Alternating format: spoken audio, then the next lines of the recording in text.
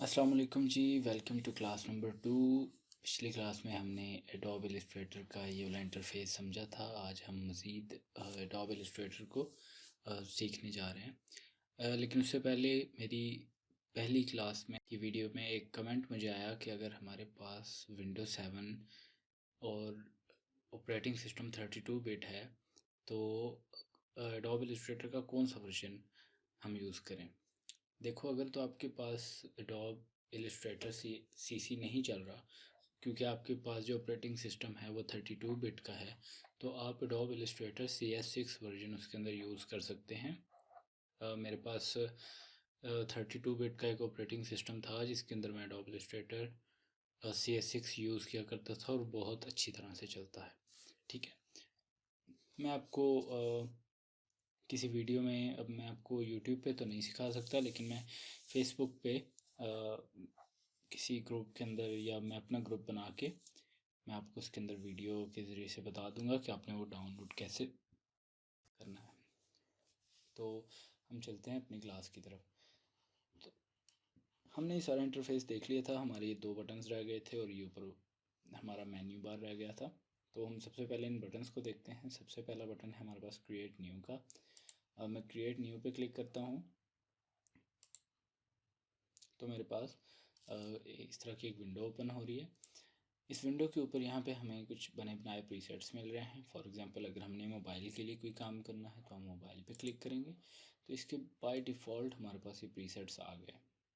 मुख्तलिफ mobile devices के presets बने बनाए हमारे पास आ गए। हम इनमें से इनको ओपन करके किसी के ऊपर भी काम कर सकते हैं। फॉर एग्जांपल, अगर हमने कोई काम प्रिंटिंग के लिए करना है तो हम प्रिंटिंग वाले प्रीसेट को सिलेक्ट कर सकते हैं, और इसी तरह से फिल्म, इलस्ट्रेशन या वेब के लिए।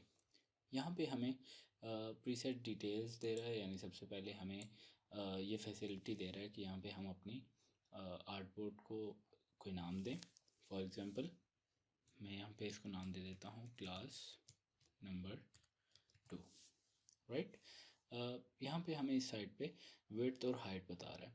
ये विड्थ और हाइट खुद ब खुद नहीं आ गई, इसलिए आई क्योंकि मैंने यहाँ पे जब प्रिंट पे सिलेक्ट किया तो बाय डिफ़ॉल्ट हमारा ये लेटर साइज़ सिलेक्ट था, इसलिए उसने ये साइज़ दे दिया। लेकिन यहाँ पे आपको नज़र आ रहा है, इसका मतलब कि ये जो इसका मेजरिंग यूनिट है वो मिलीमीटर है, इसलिए हमारे पास ये के अंदर आ रहा है। हम अमूमन इसको इंचेस पे रखते हैं, तो आप इसको यहाँ से, ये जो मिलीमीटर लिखा हुआ है ये बेसिकली मेजरमेंट यूनिट्स हैं। इस पर क्लिक करके आपको जो भी मेजरमेंट यूनिट्स चाहिए वो आप यहाँ से रख लें। In my case I need inches, so मैं इंचेस पे क्लिक करता हूँ तो ये मेरे पास अब देखिए ये इंचेस में हो गया। IN का मतलब इंचेस, मिलीमीटर का मतलब राइट। यहाँ पे ओरिएंटेशन है। ओरिएंटेशन का मतलब कि आप अपना आर्टबोर्ड लैंडस्केप में देखना चाहते हैं या पोर्ट्रेट में, जिस तरह से भी आपको ज़रूरत है आप उसके मुताबिक से चेंज कर सकते हैं। अब देखिएगा, मैं जब यहाँ पे क्लिक करता हूँ तो ये वाली वैल्यूज़ रिवर्स हो गई। जब मैं दोबारा यहाँ क्लिक करूँगा तो ये फिर रिवर्स हो जाएंगी। ऑलराइट, नेक्स्ट हमारे पास है आर्ट बोर्ड्स। यहाँ पे आपको नंबर ऑफ़ आर्ट बोर्ड्स दिए गए हैं। यहाँ 1 लिखा है तो इसका मतलब कि आपके डॉक्यूमेंट के अंदर सिर्फ एक ही आर्ट बोर्ड बनेगा। आर्ट बोर्ड क्या होता है? आर्ट बोर्ड बेसिकली वो बोर्ड है जिसके ऊपर हम अपना काम करते हैं, अपना कोई डिज़ाइन बनाते हैं, या हम कोई लोगो डिज़ाइन कर रहे हैं, कोई हम बैनर डिज़ाइन कर रहे हैं, तो वो जिस एरिया के ऊपर हम डिज़ाइन करेंगे वो हमारा आर्ट बोर्ड होगा। राइट, नेक्स्ट हमारे पास है ब्लीड। ब्लीड क्या है? ब्लीड बेसिकली ये डिज़ाइन का वो हिस्सा कह लें कि जो प्रिंटिंग के बाद ख़त्म हो जाना होता है। इसको हम प्रिंट डिज़ाइन में डिटेल से देखेंगे कि आपने इसको कितना रखना है। हम आगे बिज़नेस कार्ड्स वगैरह डिज़ाइन करेंगे, उसके अंदर मैं आपको ये ऑटोमेटिकली भी यहाँ से एडोब इलस्ट्रेटर के ज़रिए से भी आप लीड लगा सकते हैं और मैनुअली भी लगा सकते हैं। मैं दोनों तरीके से आपको बताऊँगा। यहाँ पे हमारे पास एडवांस ऑप्शंस का एक बटन है। जब मैं इस पर क्लिक करता हूँ तो ये मेरे पास कलर मोड्स बता रहा है। अब कलर मोड्स के अंदर बेसिकली हम दो तरह के कलर मोड इस्तेमाल करते हैं। सबसे पहला है CMYK और दूसरा है RGB। CMYK स्टैंड फॉर सियान, मजेंटा, येलो एंड ब्लैक। ये वो कलर्स हैं जो बेसिकली हम प्रिंट के लिए यूज़ करते हैं। अब यहाँ पे मुझे इसने बाय डिफ़ॉल्ट CMYK दिया, क्यों? क्योंकि मैंने यहाँ पे प्रिंट का प्रीसेट सेलेक्ट किया हुआ था। अगर मैं मोबाइल या वेब को सेलेक्ट करूँगा तो यहाँ पे मुझे बाय डिफ़ॉल्ट RGB देने लग जाएगा। अब RGB stand for red, green and blue. ये वो कलर्स हैं जो हम स्क्रीन पे डिस्प्ले कराते हैं। फॉर एग्ज़ाम्पल, अगर मुझे कोई ऐसा डिज़ाइन बनाना है जो मुझे प्रिंट नहीं करना, मुझे उसको सिर्फ स्क्रीन पे दिखाना है, तो मैं उसको RGB कलर मोड के अंदर प्रिंट करूँगा। अगर कोई ऐसा डिज़ाइन मैं बना रहा हूँ जो मुझे बाद में प्रिंट करना है, for example business card, standees, billboard, brochures वगैरह, तो वो मैं CMYK के अंदर प्रिंट करूँगा। इसको हम मज़ीद कलर थ्योरी के अंदर भी पढ़ेंगे, लेकिन अभी के लिए आपका सिर्फ एक कॉन्सेप्ट बना रहा हूँ, तो ये याद रखिएगा। नेक्स्ट हमारे पास है रास्टर इफेक्ट। रास्टर इफेक्ट से मुराद कि आपके आर्टबोर्ड की या जो आप डिज़ाइन कर रहे हैं उसकी रेजोल्यूशन कितनी होगी। यहाँ पे हाईएस्ट रेजोल्यूशन आपको 300 पिक्सल पर इंचेस दी गई है। PPI का मतलब है पिक्सल पर इंच, ठीक है। अगर आप मीडियम करते हैं तो ये 150 पिक्सल पर इंचेस आपको देगा। मैं आपको रिकमेंड ये करूँगा कि अगर आप स्क्रीन के लिए कोई काम करें, या इन सिंपल वर्ड अगर आप RGB कलर मोड पे काम कर रहे हैं, तो आप 72 पिक्सल पर इंचेस भी रखें तो भी काफ़ी है। लेकिन अगर आप प्रिंट के लिए कोई काम कर रहे हैं, यानी कि CMYK कलर मोड में कोई काम कर रहे हैं, तो आप उसको 300 पिक्सल पर इंचेस पर रखें तो ज़्यादा बेहतर रहेगा, राइट। अब ये हमारे पास एक पूरा विंडो है। ये विंडो हमने ओपन कैसे की? यहाँ पे जो आपको बटन नज़र आ रहा है, इस पर क्लिक करके हमने इसको ओपन किया। लेकिन इसको ओपन करने के दो तरीके और हैं। एक तरीका तो ये कि मैं अगर मैं इसको यहाँ से क्लोज़ कर दूँ, पहला तरीका तो ये कि हम इस बटन पे क्लिक करके, जैसे हमने अभी सारी सेटिंग की, हम उस तरह से अपने डॉक्यूमेंट बना सकते हैं। दूसरा तरीका ये है कि हम यहाँ ऊपर फाइल मेन्यू पे क्लिक करके ये न्यू के बटन पे क्लिक कर सकते हैं। जब मैं न्यू के बटन पे क्लिक करूँगा तो हम अगेन उसी जगह पर आ जाएंगे जहाँ से हम छोड़ कर गए थे, राइट। तीसरा तरीका ये है कि मैं कंट्रोल और N दबाऊँगा अपने कीबोर्ड से, तो भी मैं यहीं पे आ जाऊँगा। तो जो तरीका आपको सूट करे, आप उसके मुताबिक अपना डॉक्यूमेंट क्रिएट कर सकते हैं। नेक्स्ट बटन था हमारे पास यहाँ ओपन। ओपन का बटन बेसिकली हम तब यूज़ करते हैं जब हमने कोई एग्जिस्टिंग डॉक्यूमेंट जो हमारे कंप्यूटर या लैपटॉप में पड़ा हुआ है, उसको दोबारा एडिट करना है हमने, तो हम ओपन के बटन के ज़रिए से उसको हम ओपन करते हैं। फॉर एग्ज़ाम्पल, मैंने ओपन का बटन क्लिक किया। अब यहाँ पर मेरे पास ये तमाम फाइल्स हैं एडोब इलस्ट्रेटर की। अगर मैं इनको ओपन करके एडिट करना चाहूँ तो मैं इजीली यहाँ से बस ओपन करूँगा तो वो इलस्ट्रेटर में ओपन हो जाएंगे। इसको भी ओपन करने के और भी तरीके हैं। मैं फ़ाइल पे क्लिक करूँगा, ये देखिए ओपन मेरे पास लिखा हुआ है। मैं इस पर क्लिक कर दूँगा तो भी हम वहीं चले जाएंगे, ये देखिएगा। और मैं अगर अपने कीबोर्ड से कंट्रोल O का बटन दबाऊँ तो भी मैं वहीं चला जाऊँगा। तो जैसे आपको आसान लगे आप वैसे उसको यूज़ कीजिए। इसकी मज़ीद ऑप्शन हम आगे चल के पढ़ेंगे। अभी हम एक आर्टबोर्ड बनाते हैं ताकि मैं आपको टूल्स की तरफ लेकर जाऊँ। यहाँ मैंने क्रिएट पे क्लिक कर दिया तो हमारा एक आर्टबोर्ड रेडी हो गया। जी हाँ, आर्टबोर्ड रेडी होने के बाद आपके पास जो इंटरफेस आएगा वो कुछ इस टाइप का आएगा। एडोब इलस्ट्रेटर CC वालों के पास इस तरह का एक इंटरफेस आएगा। अच्छा, फॉर एग्ज़ाम्पल अगर आप एडोब इलस्ट्रेटर CC वर्जन नहीं यूज़ कर रहे, आप CS6 वर्जन यूज़ कर रहे हैं और आपके पास ये प्रॉपर्टी पैनल नहीं आ रहा, तो कोई मसला नहीं। उसके अंदर आपके पास यहाँ पे एक कंट्रोल मेन्यू आ रहा होता है। वो कैसा लगता है वो मैं भी आपको दिखा देता हूँ। हम एसेंशियल्स पे क्लिक करेंगे और मैं एसेंशियल क्लासिक पे क्लिक कर दूँगा तो ये आपके पास ऊपर एक कंट्रोल मेन्यू आ गया, ठीक है। ये कंट्रोल मेन्यू भी वही काम करता है जो ये प्रॉपर्टी पैनल करता है। सो अगर आपके पास ये प्रॉपर्टी पैनल नहीं आ रहा तो आप वो काम यहाँ से कर सकते हैं। सो एडोब इलस्ट्रेटर CS6 वाले भी ये तमाम चीज़ों को इस्तेमाल कर सकते हैं। हम आगे चल के देखते जाएंगे कि हम कैसे इनको यूज़ करेंगे, राइट। ये हमारा एक डॉक्यूमेंट क्रिएट हो गया। अब चूँकि मैंने जब दोबारा एक बनाया था तो मैंने इसको नाम नहीं दिया था, मैं इसको यहाँ से क्लोज़ करता हूँ। दोबारा हम एक आर्टबोर्ड बनाते हैं और मैं यहाँ इसको नाम दे देता हूँ क्लास 2, राइट। क्लास 2 देने के बाद मैं यहाँ से A4 साइज़ को सिलेक्ट कर लेता हूँ। मेरा जो यूनिट है वो इंचज़ है, आर्टबोर्ड 1 है, और मैं क्रिएट के बटन पर क्लिक कर देता हूँ। तो अब देखिएगा कि हमारा जो डॉक्यूमेंट का नाम है वो क्लास नंबर 2 आ चुका है। इस साइड पर हमारे पास ये एडोब इलस्ट्रेटर के तमाम टूल्स आ रहे हैं। इस साइड पे उन्हीं टूल्स के कंट्रोल पैनल्स आ रहे हैं। हम यहाँ से भी यूज़ कर सकते हैं और यहाँ से भी यूज़ कर सकते हैं। ये मैंने इसलिए ओपन किया कि अगर आपके पास पुराना वर्जन है तो भी आप सीख सकें। राइट, ये जो इंटरफेस आ रहा है इसको हम कहते हैं वर्क प्लेस। वर्क प्लेस का मतलब कि आपको यहाँ पे प्रॉपर्टी पैनल नहीं चाहिए। फॉर एग्जांपल मुझे यहाँ प्रॉपर्टी पैनल नहीं चाहिए, मैं इसको बाहर निकालूंगा और यहाँ से इसको बंद कर दूंगा। मुझे यहाँ लाइब्रेरी पैनल नहीं चाहिए, मैं इसको बाहर निकालूंगा और बंद कर दूंगा। राइट, ये वर्क स्पेस मैंने अपनी नीड के मुताबिक, अपनी मर्ज़ी के मुताबिक मैं इसको चेंज कर सकता हूँ। अब फॉर एग्ज़ाम्पल मैं यहाँ पे जाता हूँ और मैं एसेंशियल पे आ जाता हूँ दोबारा, तो ये मेरे पास दोबारा से उसी तरह का आर्टबोर्ड आ गया, दोबारा से उसी तरह का वर्क स्पेस आ गया जो मैंने अभी यहाँ से ख़त्म किया था।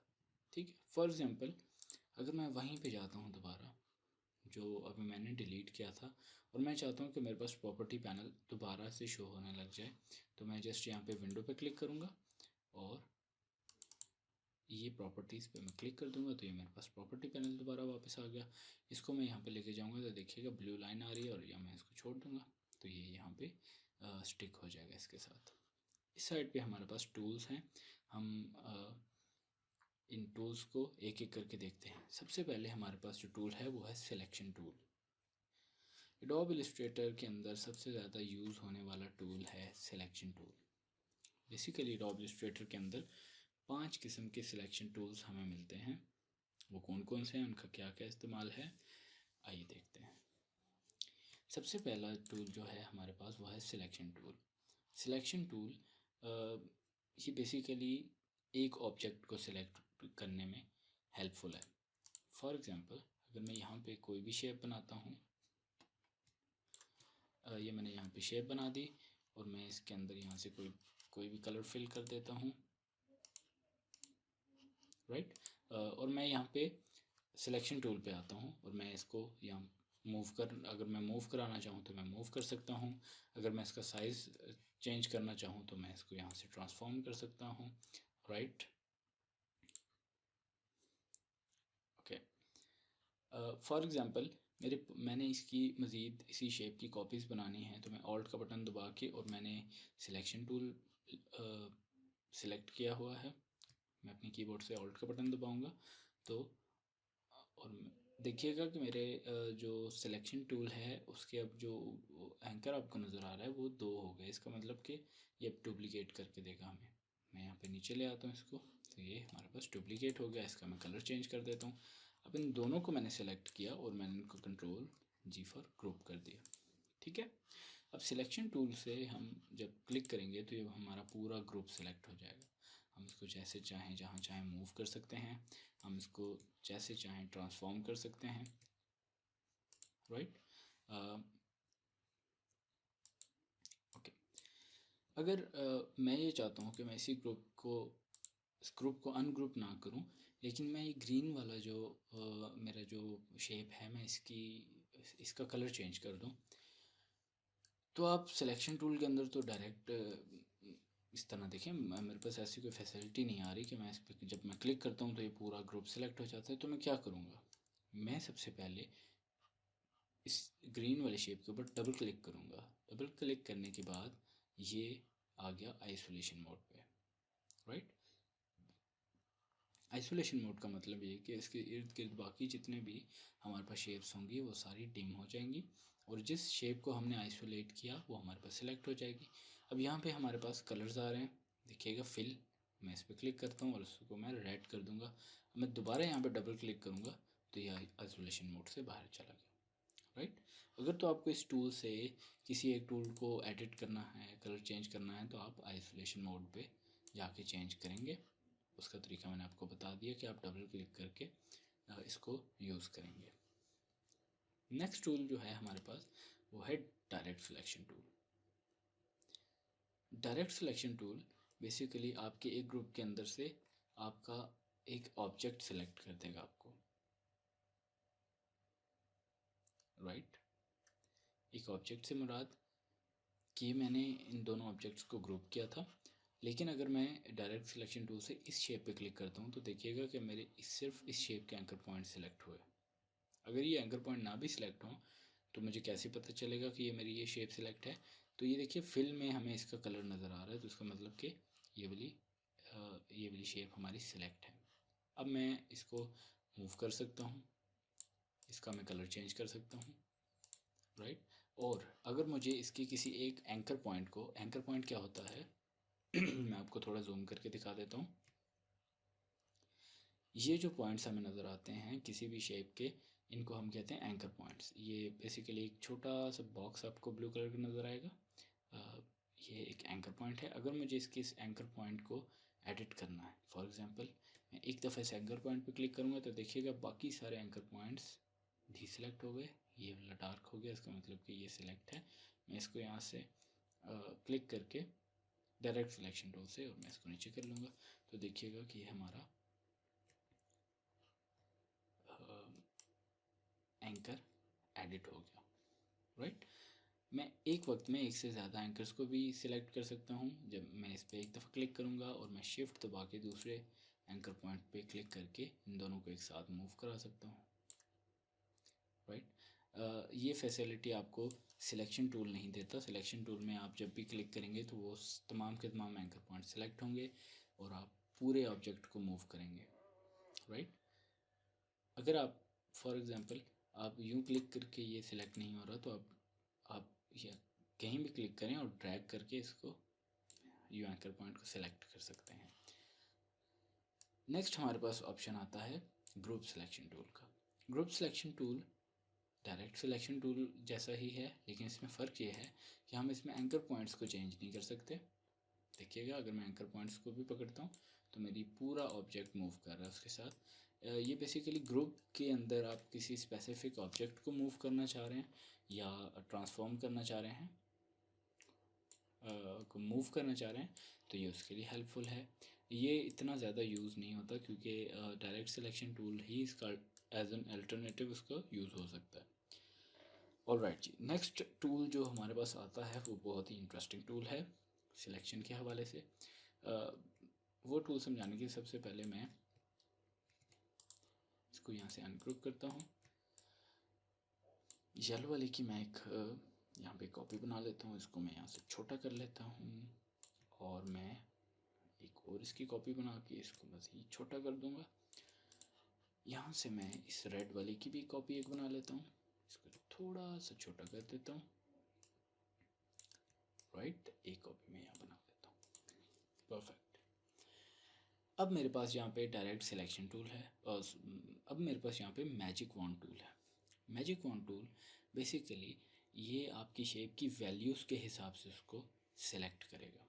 फॉर एग्ज़ाम्पल अगर मैं इस पर क्लिक करूँ और मैं इस येलो पार्ट पे क्लिक करता हूँ तो अब देखिएगा कि आर्टबोर्ड पे जितने भी येलो कलर के शेप्स होंगे वो सब के सब सिलेक्ट हो जाएंगे। इसको प्रूफ करने के लिए मैं यहाँ से ज़रा कलर चेंज करता हूँ तो अब देखिएगा तमाम येलो कलर्स के ऑब्जेक्ट्स का कलर चेंज हो जाएगा, देखिएगा, राइट। फॉर एग्ज़ाम्पल अगर मैंने ये वाली शेप का फिल ख़त्म करके स्ट्रोक डाल दिया, अब स्ट्रोक क्या होता है ये हम आगे चल के देखेंगे स्ट्रोक क्या होता है। और इस वाली शेप का मैंने ब्लू कलर का स्ट्रोक डाल दिया सेम, राइट, 4 पॉइंट्स एंड इसको भी मैं 4 पॉइंट्स कर देता हूँ, राइट, ओके। इसकी मैं एक और कॉपी बना लेता हूँ ताकि हमारे पास ज़्यादा वैल्यूज़ रहें और मैं इसकी भी एक कॉपी यहाँ पे बना के रख लेता हूँ। फॉर एग्ज़ाम्पल मैंने मैजिक वॉन्ड टूल लिया और मैं इस वाले पे क्लिक करता हूँ जो कि स्ट्रोक जिसका ब्लू कलर का स्ट्रोक है। अब गौर कीजिएगा कि इसने ये वाला ब्लू कलर सेलेक्ट नहीं किया। क्यों नहीं किया? इसलिए नहीं किया क्योंकि ये आपकी शेप की वैल्यूज़ को काउंट करता है। मिसाल के तौर पे अगर आपने बहुत सारी शेप्स को स्ट्रोक दिया हुआ है और आप एक स्ट्रोक वाली शेप को सिलेक्ट करेंगे तो वो उसकी वैल्यू को नोट करता हुआ तमाम उन शेप्स को सिलेक्ट करेगा जिनको स्ट्रोक है, चाहे दूसरी शेप्स के अंदर जो फिल है वो सेम कलर का हो उसको सिलेक्ट नहीं करेगा। अब मैं अगर इस फिल वाले ब्लू पे क्लिक करता हूँ तो अब देखिए इसने सिर्फ 2 जो सिलेक्ट किए शेप वो फिल वाले सिलेक्ट किए, इसने सेम वैल्यू वाली शेप्स को सिलेक्ट किया। अगर मैं रेड पे क्लिक करता हूँ तो उसने रेड को सिलेक्ट कर लिया, राइट। तो मैं उम्मीद करता हूँ कि जब आपके पास बहुत ज़्यादा शेप्स आ जाती हैं एक आर्ट वर्क के अंदर, तो ये टूल बहुत ही हेल्पफुल रहता है आपको एक जैसी वैल्यूज़ को सिलेक्ट करने का। इसका फ़ायदा सबसे बड़ा ये है कि अगर आपने एक साथ ही बहुत सारी शेप में से एक जैसा कलर चेंज करना हो तो वहाँ ये बड़ा हेल्पफुल है। फॉर एग्जांपल मैंने इस आर्ट वर्क में से ये सिर्फ रेड कलर चेंज करना है, तो मैं एक एक को सिलेक्ट करने के बजाय मैं एक ही दफ़ा रेड कलर सेलेक्ट करके इसका कलर मैं यहाँ से चेंज कर सकता हूँ, राइट। नेक्स्ट जो हमारे पास सिलेक्शन टूल है वो है lasso tool. Lasso tool basically हम इससे ड्रैग एंड ड्रॉप कर सकते हैं। देखिएगा अगर मैं यहाँ से इस एंकर पॉइंट को ड्रैग करता हूँ तो ये उस एंकर पॉइंट को सिलेक्ट कर देगा। स्पेसिफिकली ये हमें कब काम आता है, जब हमारे पास एक ही शेप के अंदर बहुत ज़्यादा एंकर पॉइंट्स हैं लेकिन हमें उन सब एंकर पॉइंट्स को एक एक करके सिलेक्ट करना बहुत मुश्किल हो रहा है। तो हम हम लासो टूल लेंगे और उस एरिया के अंदर हम इसको ड्रैग करेंगे जितना हमने इसको सिलेक्ट करना है, राइट। अगर मैं इसको जूम करूं और मैं इस ऑरेंज वाले शेप के सिर्फ इस एंकर पॉइंट पर मैं इसको ड्रैग करता हूँ तो देखिए बाकी एंकर पॉइंट्स तो उसने सिलेक्ट नहीं किए, सिर्फ इसी एंकर पॉइंट को इसने सिलेक्ट कर दिया। आगे चल के हम मज़ीद भी इसका यूज़ देखेंगे जहाँ पे हमारे पास बहुत ज़्यादा एंकर पॉइंट्स आएंगे, राइट। मैं उम्मीद करता हूँ कि आपको इन सिलेक्शन टूल्स की समझ आई होगी, इन पर प्रैक्टिस कीजिए। ये सबसे ज़्यादा यूज़ होने वाला हमारे पास जो टूल है वो है सिलेक्शन टूल और उसकी शॉर्ट कमांड है वी। अगर आप वी का बटन अपने कीबोर्ड से प्रेस करें तो भी आपके पास ये टूल सिलेक्ट हो जाएगा। मैजिक वॉन्ड टूल को सिलेक्ट करने के लिए हमारे पास शॉर्ट कमांड है वाई, डायरेक्ट सिलेक्शन टूल के लिए हमारे पास शॉर्ट कमांड है ए, राइट, और लासो टूल के लिए हमारे पास शॉर्ट कमांड है क्यू। तो ये आप सब अपने पास नोट भी कर लीजिए और आपने इन टूल्स पे प्रैक्टिस भी करनी है। अगर आपको किसी चीज़ में कोई भी कन्फ्यूजन है तो आप इस वीडियो के नीचे कमेंट के अंदर अपना क्वेश्चन लिख सकते हैं, मैं उसको ज़रूर आंसर करूँगा। थैंक यू फॉर वॉचिंग, मिलते हैं अगली क्लास में।